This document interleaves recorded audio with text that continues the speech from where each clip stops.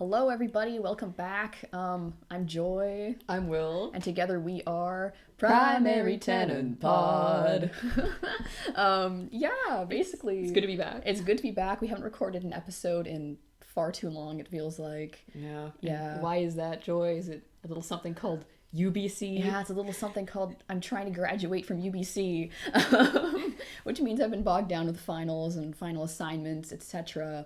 Which is actually the reason why we're here today in this beautiful new setup, which probably isn't going to last too long. It's because this episode is a special episode. You might actually have noticed based on the title, etc. We might have signposted that, and it's for a class. It's for my History of Vancouver class, which is the last class I'll ever take at UBC as an undergrad, which is crazy to me. Yeah, and as part of that class, we had the ability to basically do whatever we wanted for a final assignment. And so I chose to do the history of women's hockey in Vancouver. Naturally. Yeah. And basically do a podcast episode dedicated not just to the Golden Eyes and the current wellspring of women's hockey, but the past as well, going back, say, 100 years.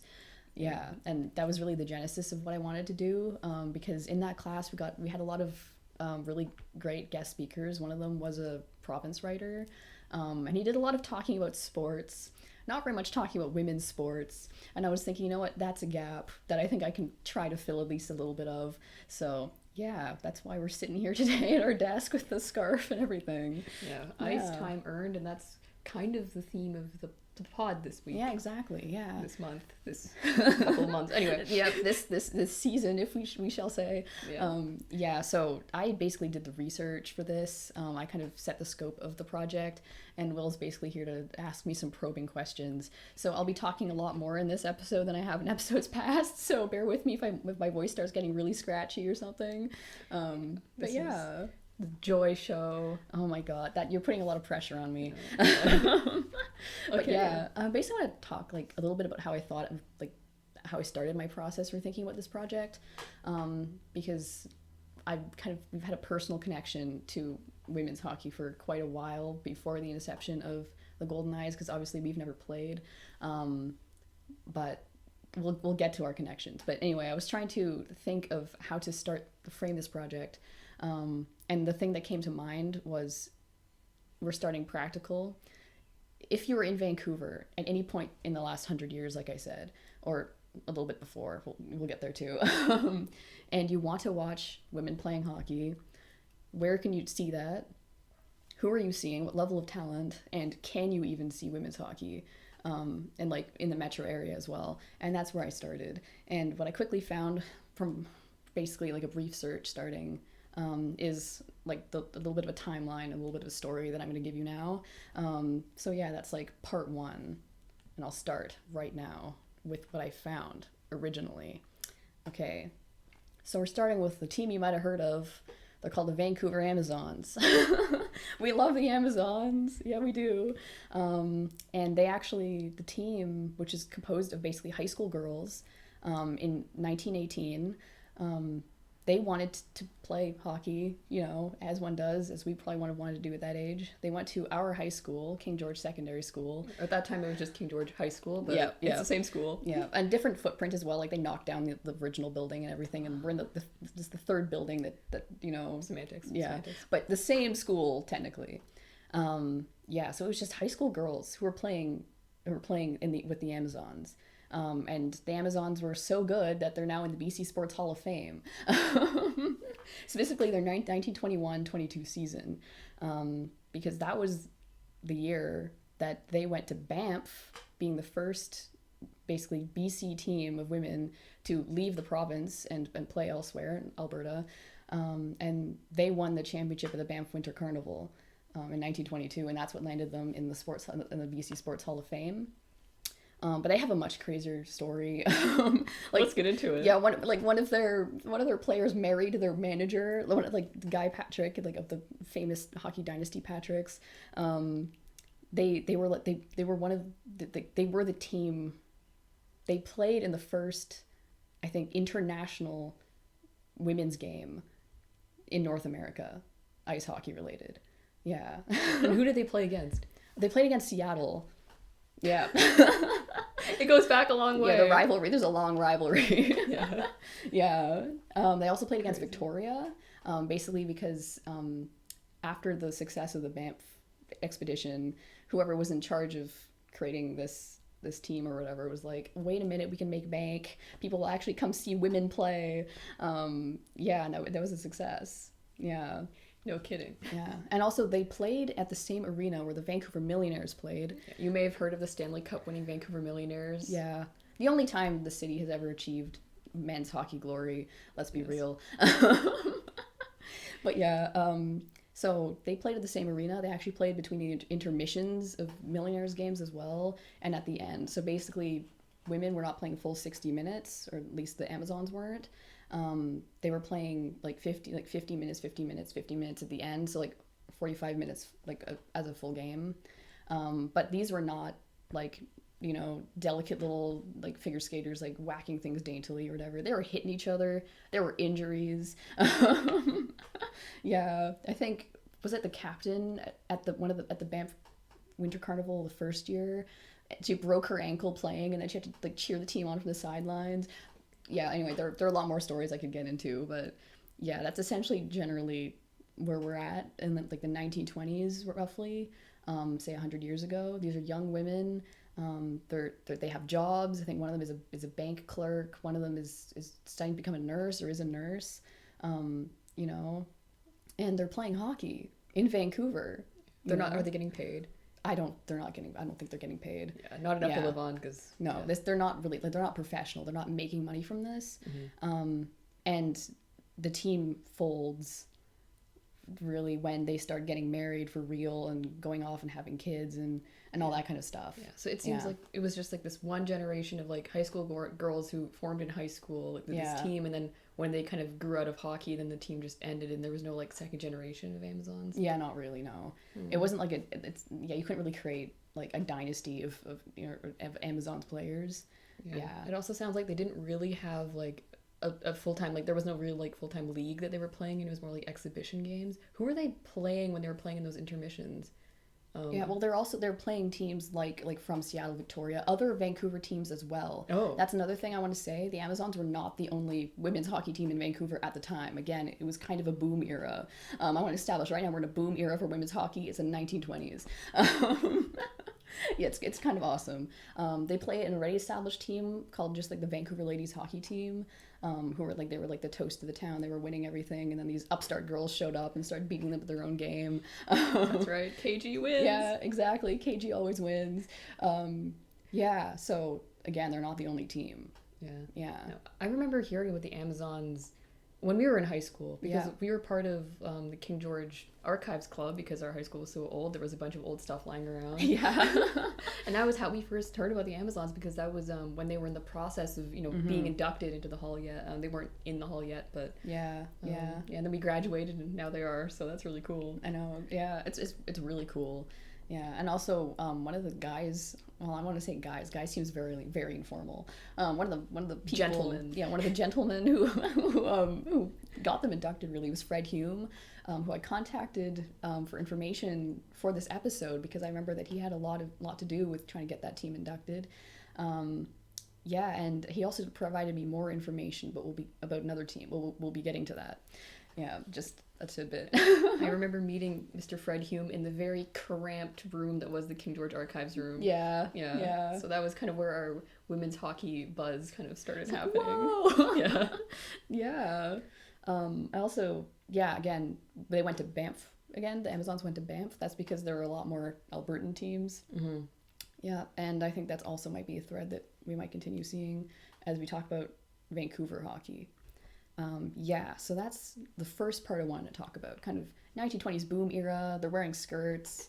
They're racing up and down. They're breaking ankles, literally. Bobby Clark. And exactly. They're young. They're fun. They're energetic. They're trying skiing. It's all kinds of fun. Yeah. And you can go to watch them by going to Millionaires games. Yeah. And then eating your popcorn while the Millionaires play and hang around in the concourse, and then going back down for the real action, the Amazons. Yeah. That's where the real game is happening, guys. If you want to watch women's hockey and you don't give a shit about Cyclone Taylor, that's what you'll do. Exactly. Yeah. Oh my goodness. Yes. Anyway, so that's like the start. If we want to continue talking about what I first found out when I was, trying to research hockey and women's hockey in Vancouver, we skip ahead to 2000. 3 years before we were born. Exactly, yep. We're minus 3 years old. Yes. And the Vancouver Griffins have hit the city. Well, actually, they haven't hit the city. They've hit Queen's Park in New Westminster, but it's close enough. And they're called the Vancouver Griffins. Yeah. And essentially, it's a team in the NWHL, National Women's Hockey League, which this is a complicated era for women's hockey in Canada in general, internationally, US as well, because teams and leagues start and then they fold, and then a new league and more teams spread out of the ashes of the previous league, and then that folds, and then there's another league, and we haven't really actually quite gotten out of that cycle yet, but I think we might now have, but huge digression anyway. So this NWHL isn't the more famous one later that you may have heard of that later became the PHF. This is a previous league that was called the NWHL. Correct. And it was National Women's Hockey League. So 2000s, turn of the millennium, it's a new dawn, it's a new day. And they play New West for 3 seasons before they fold, which is what I was kind of pointing to before, like a few seconds previously to this. But they do have a few really good players. They have Cami Granado, who's like a star on the American national team at the time. And notably, she's now the Canucks assistant general manager. So she's still very much involved at a high level with hockey. In Vancouver. Yeah, and she's obviously managing contracts now and such. You have a photo of her contract with the Griffins. Yeah, it was crazy. Last summer we went to the Hockey Hall of Fame. We're in the women's hockey exhibit, I guess it is. And then there it is. It's Cami Granado's contract with the Griffins. And I actually at that time did not know what the Griffins were, who they were, what the team was, what the league was. And there was really no context. It was just the contract. But I snapped a photo. I was like, this will be important for some time in the future. And now it's really important for your project. Exactly. So essentially the contract, it's very bare bones. This is essentially what we know, how the team was operating, I guess, like a behind the scenes glimpse. It's handwritten. In like pen or pencil. Like these are the terms she's agreeing to. Essentially, she's not really getting paid. She's basically getting like a gratuity for housing. She's getting $3,000 for that or something like that. Does the team pay the release for for international hockey? Yes, I think so. Okay, yeah. The team is paying the release, but she has to pay the USA hockey has to pay for a bunch of other stuff. Yeah, like the travel, etc., etc. Yeah, exactly. Yeah, and I think there's a gym, like they're giving her money to go to the gym, and I think there's some health insurance in there as well. Yeah, and that's kind of the terms of the contract. Exactly. Like they do not have their own training facility. Obviously, they play in Queen's Park. That's not like a huge facility. No. Yeah. It's like a kind of a smallish junior rink. You want to think of it that way. Yeah. So really between 1920 and 2000, they're playing their own games now. That's great. They're no longer having to piggyback off men's games. But the amenities are not awesome. And of course, after three seasons, they leave the city, and they honestly last for fewer years than the Amazons did, which is crazy to think about. Yeah. They fold the year that we are born. I know. It's kind of sad to think about. That is really unfortunate. Yeah. And I was looking through various city archives, trying to find things about the Griffins, and I was scrolling through the New Westminster archives. I looked up hockey, and I wanted to see what I could find. I found a lot of field hockey, women's field hockey, and so many endless game photos of like 15-year-old boys playing, and nothing about the Griffins at all. Yeah. I had to go to the BC Sports Hall of Fame to find anything Griffins related, and it was like dog tags. They had some jerseys as well, like material artifacts on like digitally that I could find digitally. Yeah, but that was it. That's all I could find about the Griffins. Yeah. Do we have like rosters? Like, is there any way to find out, aside from like the famous story Cami Granado's on the team? Like, do we have any more information on that? I'm sure we do have that, but it's not like you can't just like go to the BC Sports Hall of Fame and be like, "Yo, can I see a roster list?" Like, yeah. Yeah. So the Griffins are not like the most prominent archive team out there. Yeah. It's actually fascinating to me because I know that like just kind of casually, growing up as a hockey fan, like I would, we would hear about the Amazons. Obviously they went to our high school. I already said that. Stop flexing, Will. Anyway, but I never heard a single thing about the Griffins until it was like time to start talking about the Golden Eyes, and then people were writing articles about the history of women's hockey and everything. Yeah, it really did take, because it was just not in our consciousness to think about women's hockey in Vancouver. I never knew they existed. I don't think if you walk down the street and asked like a million people, I don't think they'd be able to tell you, which is quite sad considering they're so recent. Yeah, like I don't know how I would find someone who would have memories of the Griffins even. But yeah, that's something again for a later date. But yeah, so that's essentially the situation for women's hockey in Vancouver, 2003. Then we have a bit of a gap until we get to 2024, January, when we get to the PWHL Takeover Tour at Rogers Arena, which is great. It's a sellout. Obviously, the PWHL is the newest league that sprung out of the ashes of a former league. But this one has a lot more staying power, momentum, and investment behind it. And far many more people have gone to see it, and it's part of a lot more people's mental conception of the hockey landscape now than I think women's hockey has been. Certainly. Yeah. We were at that game and it was freaking amazing. It was amazing. It was the best atmosphere. 19,000 people came to that game. And 38. Yeah, and 38. Cannot forget those important extra 38 people. And yes, it holds the record for Takeover Tour attendance, which are basically neutral site games in cities that do not have an established PWHL team already. And from that, obviously, off that success, we got another women's hockey team, this time professional, this time in their own building, this time with at least 10,000 fans at every game. And yeah, Golden Eyes, this is not just to hype up the Golden Eyes, but it's just really to show how far, really how much of discrepancy there is between what the Golden Eyes are currently doing and how professional they are, even though there's still some room for improvement, I would say, compared to previous iterations of women's teams that have appeared in the past. Yeah. So that's basically my general timeline that I constructed at first. Yeah. Amazons, Griffins, Golden Eyes. Yeah. But that's not all, because you might notice that between 1920 or 1920s and 2000, there's almost like a 70-80-year-old gap where there's absolutely no information that I could find at all about women's hockey in Vancouver.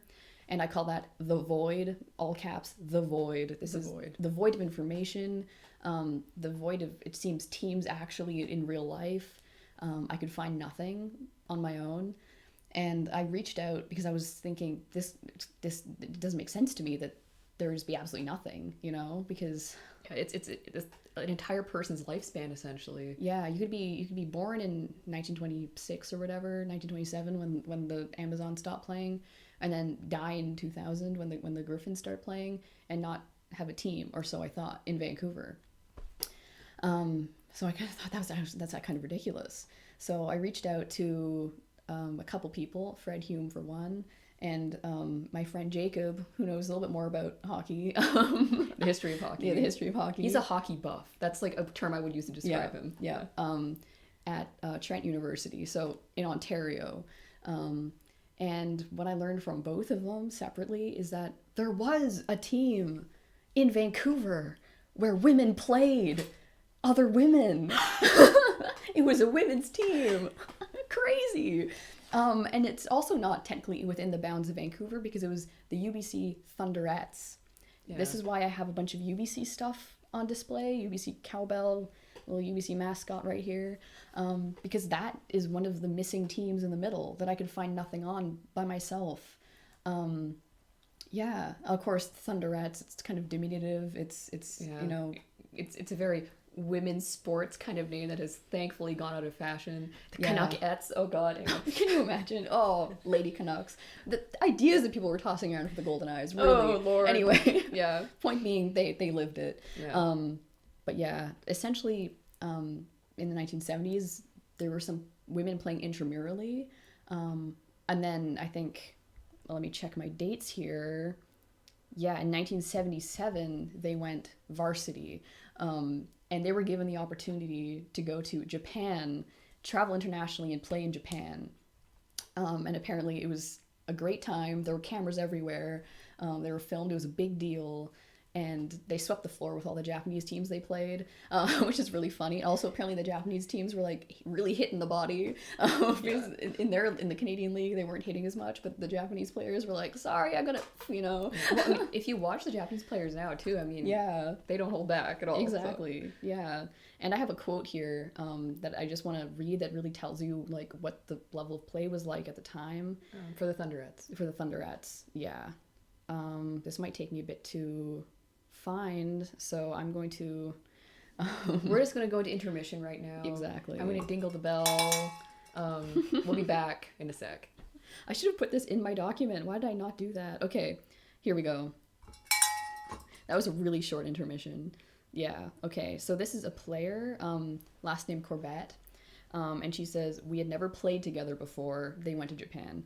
Some had intramural practice, others had been in leagues in the East, and others had just figure skated. We had a real Heinz variety of talents. So this tells us a couple things. First of all, that this was not a professional team by any means. It's a UBC team of people who are doing this for fun.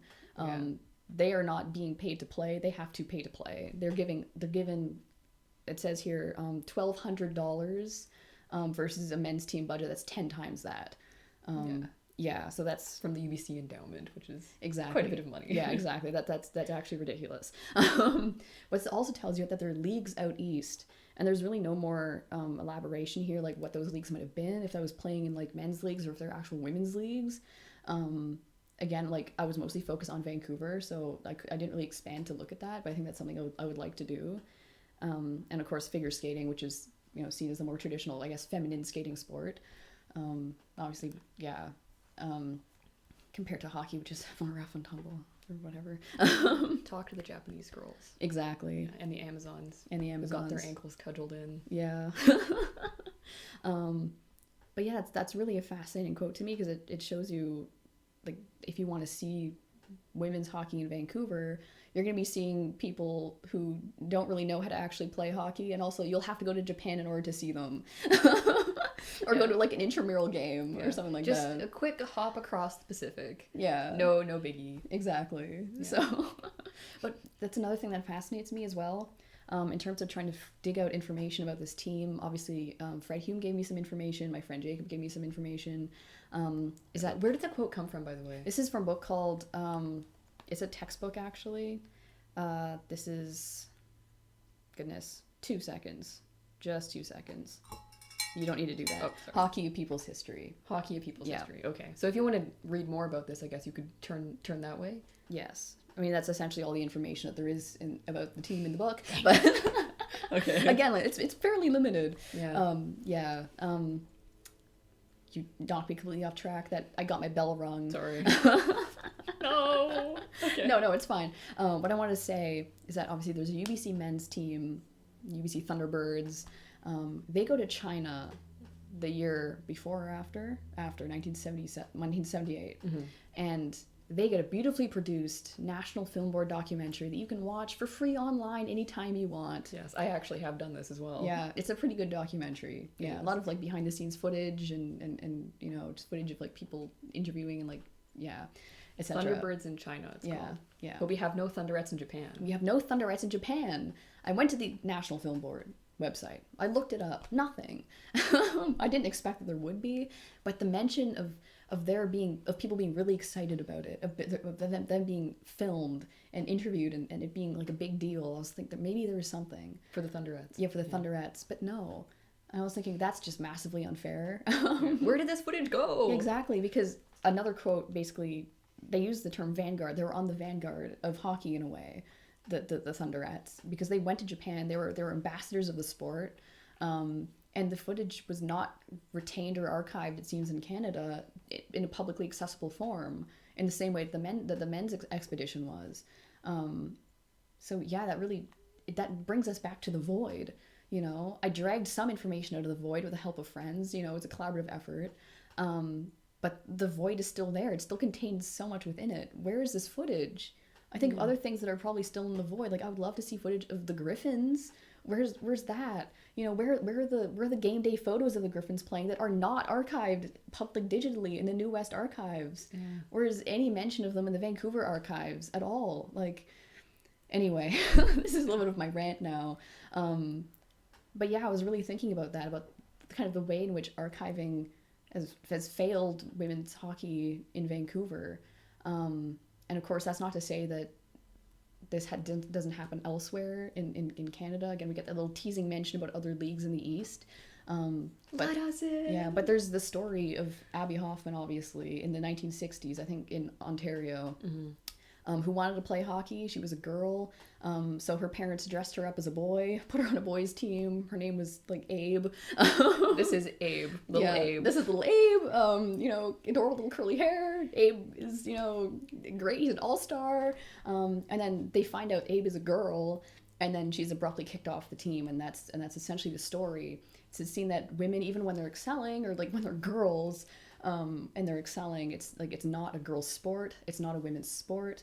And I think a lot of the lack of history, of archived history, comes down to the fact that if you can't play when you're a girl, it's very unlikely that you'll be able to play when you're a woman. Yeah. It starts young. You have to invest young. You have to have girls' teams, you know? And if you don't have, or the ability to join a boys' team and be able to climb that way as well, you know?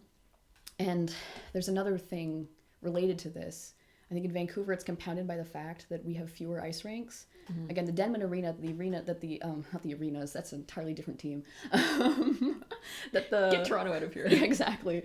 We're not talking with the East. Yeah, specifically. Denman Arena, the arena that the Millionaires and the Amazons played in. Was the first artificial ice that we know of in Canada, and that's because in Vancouver it doesn't get cold enough most of the time for sustained, like, freezing. Yeah, you don't have an ODR in Vancouver. It's just not possible. Yeah. Sometimes Lost Lagoon will freeze, and that's really cool. But you can't play hockey, or it's like, will I die? You know. Exactly. Am I gonna fall through the 2 feet of water and then get horrible infections from the goose poop? You know. I'm sure that's always been a problem. Back then, it was probably the swans. Yeah, the swan. Yeah. Anyway, we're getting way off track. Yeah. No, the point is, Vancouver doesn't freeze the way that the rest of Canada does. Exactly, and so you need ice rinks, you need to get your ice time. And I think in Vancouver, it would have just have been so much more difficult as a girl to get that ice time, because you can't just skate around on an ODR or whatever, even if, you know, that space might have been like socially barred to you elsewhere. Yeah. That would have been physically impossible in Vancouver. Yeah, like there's no like backyard rink. Exactly. It doesn't exist. There were fewer rinks as well in Vancouver and the surrounding areas. If you're playing, it's probably because you're wealthier. Even in the in boys hockey, men's hockey, there are fewer like elite hockey players being produced in Vancouver.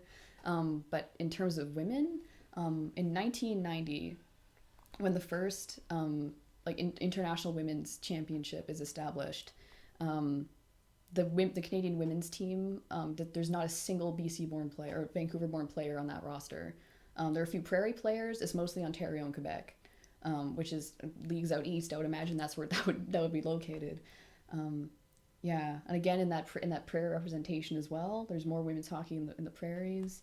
There have been long-standing teams that lasted far longer than the 3 seasons that the Griffins existed in Vancouver, for example, in those various leagues that were popping up and that kind of molded into each other. In the prairies. Yeah, in the prairies.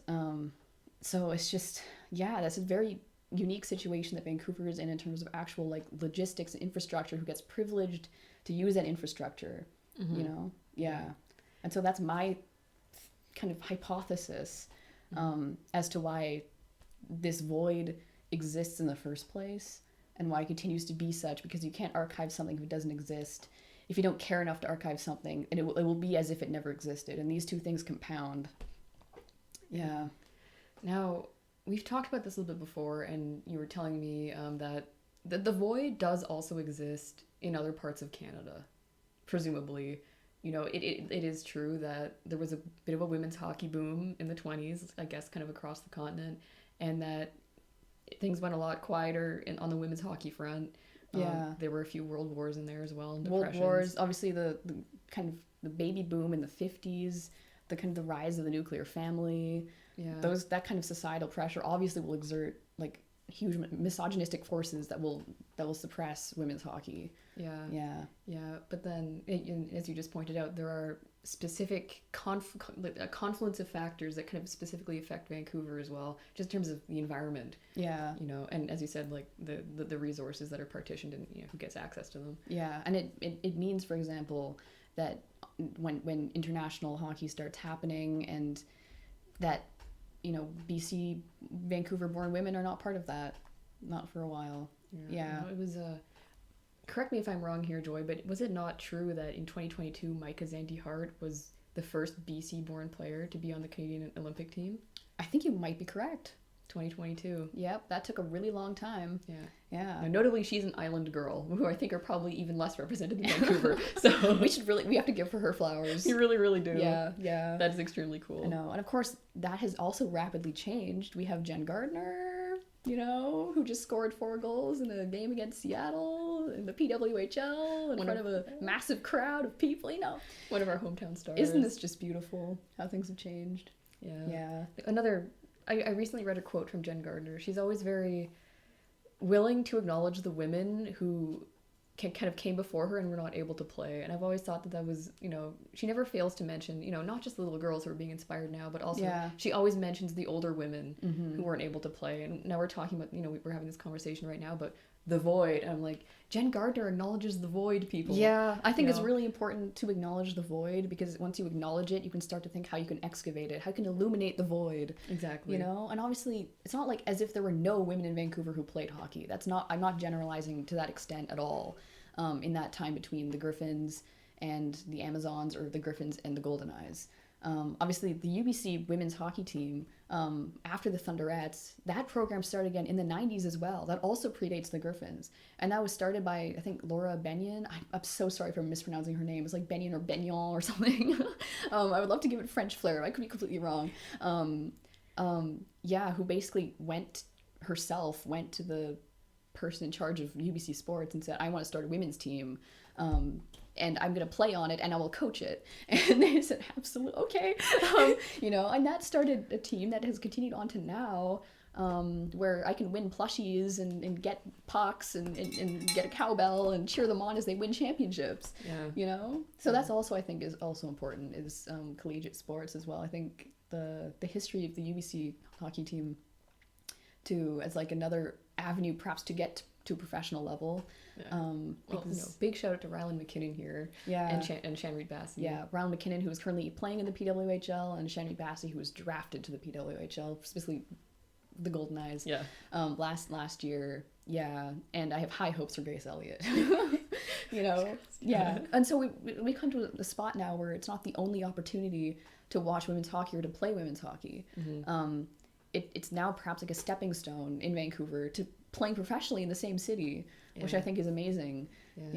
See, another thing that I'd like to point out is that obviously, one of the big factors that goes into the PWHL said that goes into choosing a team for expansion is girls hockey registration. That one thing that I think it was Amy Shear said, who's one of the people in charge of the league. I forget her exact title, but she said that one of the things that really interested her about Vancouver's minor hockey scene was that registration for girls is huge. I think it might be somewhere maybe close to 50% actually. Which is I've seen a lot of people. I've read a few articles, CBC articles, where people are saying, "Oh my God, hockey registration is stagnating," and people are saying, "You're looking at boys hockey registration. Girls hockey registration is like this." It's booming. And I know that's really true in Vancouver. We have a lot of local girls, minor hockey leagues. Exactly. So it's not like the first time you play hockey, you're at college and you're strapping on hockey skates the first time because you've only ever figure skated. It's completely different now. Since the 1970s. Or since you were just a scrappy bunch of high schoolers who said, we're going to do this. I'm really glad to be alive in this generation. Yeah, me too. It's very exciting. And I guess I have one last point kind of related to the void about archiving, about things you can excavate. And I also have something else at the end that I want to, I suppose, ask of the audience. But I just want to say that part of the reason why I think that primary tenant pod, like our little podcast with, like, 50 subscribers or whatever. Why I find it so important to keep doing, even if I'm, drowning in finals or whatever, I'm still thinking about the next episode, is because I want to be the thing that someone can look at and excavate, perhaps, to show what it was like to be a Golden Eyes fan in the inaugural season. Yeah. If someone has these questions around like the team in its early years, down the line, and they're thinking, what was it like in that inaugural season? They won't have to go, trawling through 50 pages of minor league, like minor boys hockey to find a single picture of a dog tag from the Griffins, that kind of thing. Like maybe we'll still be up. Hopefully we'll still be up. We'll be our own archive of what it was like to be a fan. But yeah, that's essentially why I'm really happy that we're here, and you, the viewer, as well. If you comment, you're part of the archive. You know, if you come up to us in person, you're also part of the archive, because I will remember you and we'll talk about you on here. That's right. Like Brenda and Nick, and you're part of the archive. You're so important, and we're just two people. We're sharing our thoughts. All of the other like thousands of season ticket holders and people who come to the games for the first time and stuff like that, who have items from the team, like the bobblehead's part of my archive, the t-shirts, the like, scarves. There will be things that will signpost to future, the towels, the hats. There will be things that signpost to future generations of women's hockey fans, or people who are interested in the history, what that was like to be here. And that's why I will always sit down in front of this camera, no matter how tired I am or whatever, in order to talk about it, because it's so historically important. Basically, that is it. We don't want another void. No, we're actively counteracting the void. And that's also part of it, is that in trying to prevent a future void from opening up, I would like to see if I can extract more things from within it. So I would like to ask the audience, if any of you have stories of playing hockey before the Golden Eyes. I'm not going to cut it off, before prior to 2000.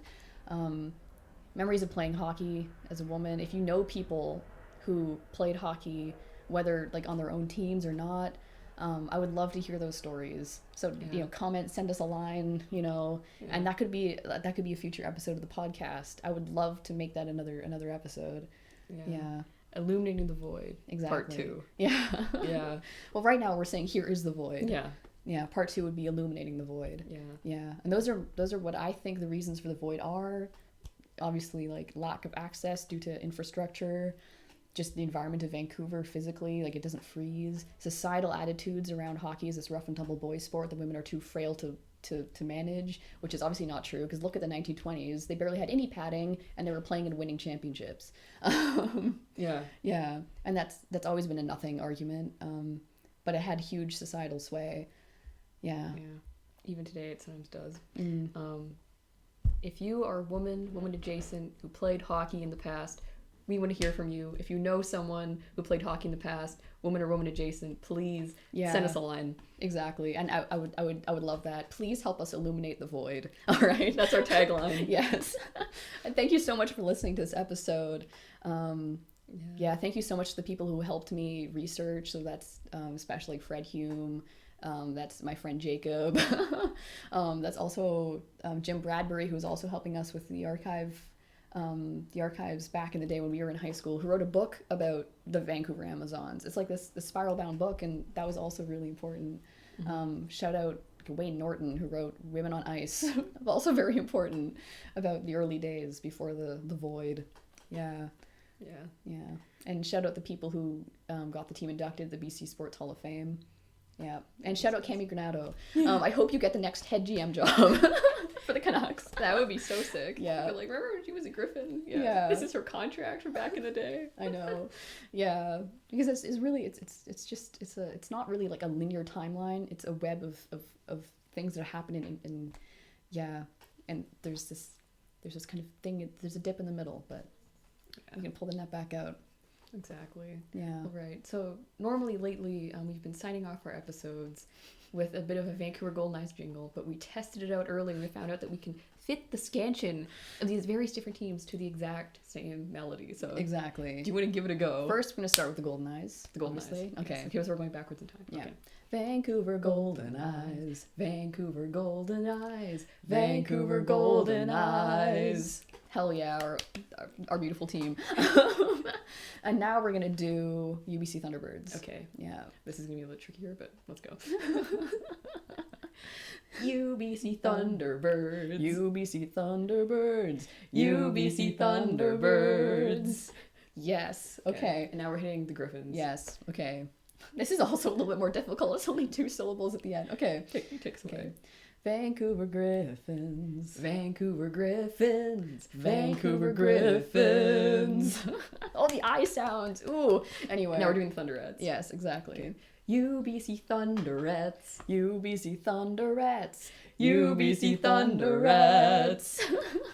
And now, drum roll please. Yeah, okay. Our final team. Yep, Vancouver Amazons. Yes. Yes. Vancouver Amazons. Vancouver Amazons. Vancouver Amazons. You know what we could also do? We could do the Vancouver Ladies Hockey Team. Yes! Vancouver Ladies Hockey Team. Vancouver Ladies Hockey Team. Vancouver Ladies Hockey Team. Thank you, ladies. Thank you, ladies. Yeah. Thank you so much, everyone.